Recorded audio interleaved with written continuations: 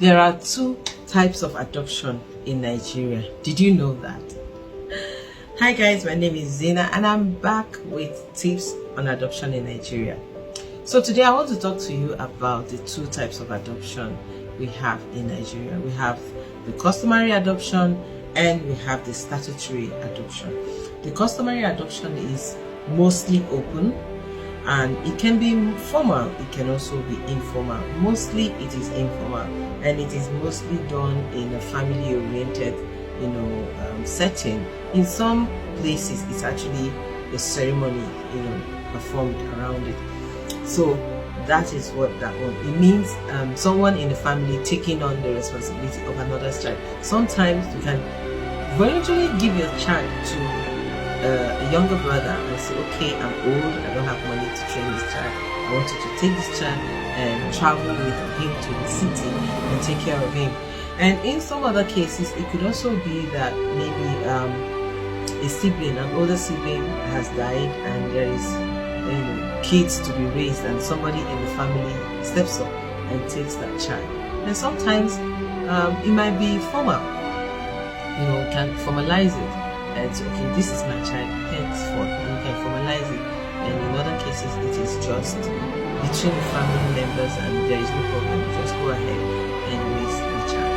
So that is the customary adoption. That's the one we have been doing before in the olden days. But now there is a statutory adoption. Why is there the statutory adoption? In my mind, I think it is because the customary ones are having problems. Because anything you do sometimes in the name of we understand, we are family, it always comes with problem.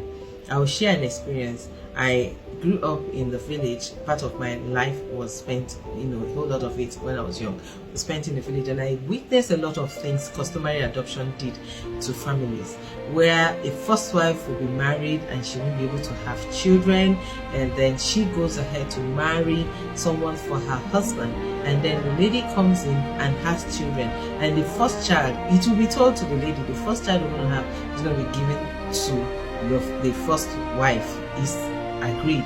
So once the woman has the baby, they take the baby from her at birth and give to the first wife, and then the woman is allowed to go heal herself and whatever, just nurse the baby, but the baby is not yours, just breastfeed the baby and then give the baby back to the mother.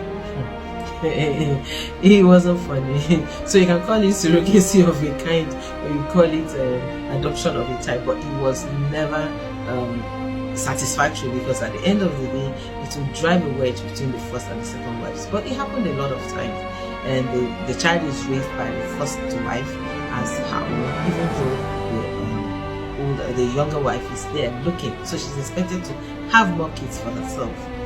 What if you can't? Even if you could, that's your child, you're looking at her in someone else's hands. But that's the customary adoption, and that was how it was practiced.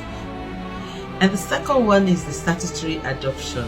It is always formal. There are no in-betweens about it. So when you want to do this statutory adoption, if you are carrying it out, ensure that you get a lawyer so that you are by the books. You don't start it as a statutory adoption and end up as a customary adoption. So make sure you do the right thing and follow it. Always get a lawyer. That's what I advise. And it is always legal and formal. It can be open, but I don't advise it. I prefer that it is closed. I don't think we are mature enough for that open adoption in Nigeria for now. It is customary adoption that you can do and have it open, because it's always between families and everybody knows about it. But the statutory adoption, keep it closed for now. Okay, so now that you know about this program and you have gotten value, I suppose, from this video, please share, comment and leave your questions under the comment section. I would like to hear whatever questions you have, and I will try my best to get back to them. So I'll be back with more tips on adoption in Nigeria. See you soon. Bye.